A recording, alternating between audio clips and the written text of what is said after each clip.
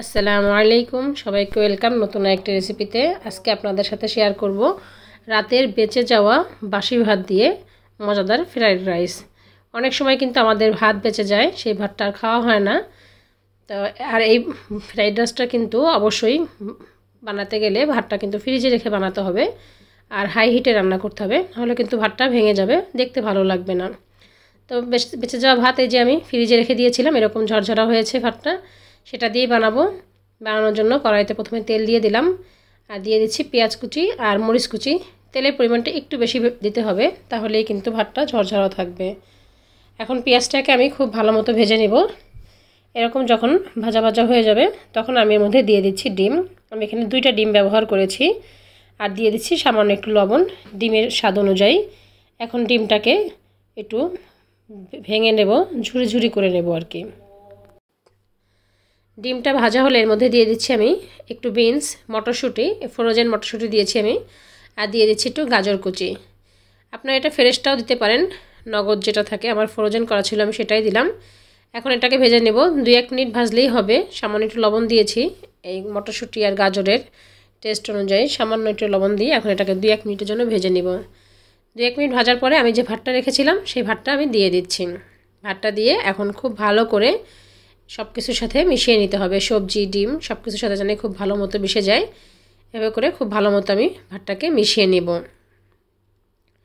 আর মিশিয়ে নিতে নিতে 2 থেকে 3 মিনিটের মতো এটাকে ভেজেও নিব।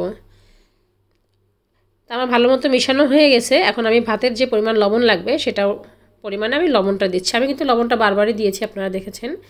এক একটা জিনিসে যতটুকু লাগবে সেই বুঝে বুঝে অল্প অল্প লবণ দিচ্ছি। তো এখন লবণটা দিয়ে আরও 2-3 মিনিটের মতো ভাতটাকে ভালো করে ভেজে নিব। সব মিলিয়ে আমি 6 থেকে 7 মিনিটের মতো ভাতটারে ভাজবো আর কি। তো এখন আরও 2-3 মিনিট ভেজে নিয়েছি। এখন দিয়ে দিচ্ছি 1/2 চামচের মতো ডার্ক সয়া সস, আর দিয়ে দিচ্ছি 1 চামচের মতো সয়া সস, আর দিয়ে দিচ্ছি রেড চিলি সস।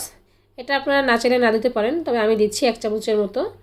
এটা দিয়ে এখন আবারও খুব ভালো মতো মিশিয়ে নেব। ভালো মতো মিশিয়ে নিলেই হবে, মিনিট খানিকের মতো ভাজবো আর কি। এখন সব সস দেওয়ার পরে ভালো মতো মিশিয়ে নিব। তো ভালো মতো মিশিয়ে নিয়েছি। ভালো মতো মিশানো হলে এখন আমি এর মধ্যে দিয়ে দিচ্ছি টমেটো সস। টমেটো সসটা দেওয়ার চেষ্টা করবেন, এতে কিন্তু টেস্ট অনেক সুন্দর আসে। তো আমি এটা 1 চামচের মতো দিয়েছি টমেটো সসটা। এখন এটাকেও খুব ভালো মতো মিশিয়ে নিব। মিশিয়ে নিলেই কিন্তু আমার রান্নাটা কমপ্লিট।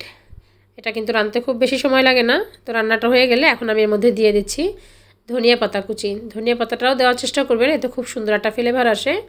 তো এখন আমি এটাকে মিশিয়ে নিলে আমার রান্নাটা কমপ্লিট। ধনিয়া পাতা দেওয়ার পর আর খুব বেশি ভাজবো না, তাহলে কিন্তু ধনিয়া পাতার কালারটা নষ্ট হয়ে যাবে। তো এই যে চলে আসলাম দেখেন ফ্রাইড রাইস নিয়ে। এটা কিন্তু খেতে একদম রেস্টুরেন্টের মতোই হয়। আপনি বাচ্চাদের বানিয়ে খাওয়ালে বা ঘরে কোনো মানুষ আসলেও যদি বানিয়ে খান, কেউ কিন্তু বুঝতেই পারবেন না যে বাসি ভাত দিয়ে বানিয়েছেন। আর এটা বানিয়ে আপনারা সকালে বা রাতেও কিন্তু খেতে পারেন, বা দুপুরের লাঞ্চ হিসেবেও কিন্তু খেতে পারেন। তো আমার আজকে ভিডিওটা এই পর্যন্তই। আসসালামু আলাইকুম।